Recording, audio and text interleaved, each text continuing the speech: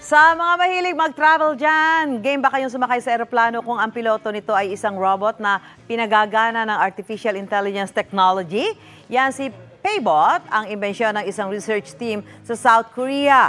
Sa tulong ng AI technology, kayang intindihin ng humanoid robot na ito ang mga flight manual at kayang magpalipad ng eroplano. May mga kamera ito sa mukha, kamay at sa harap ng katawan para matunton ang mga buton at pangkontrol sa eroplano. At dahil wala itong emosyon, hindi raw ito magpapanik sakali magkaroon ng emergency sa flight.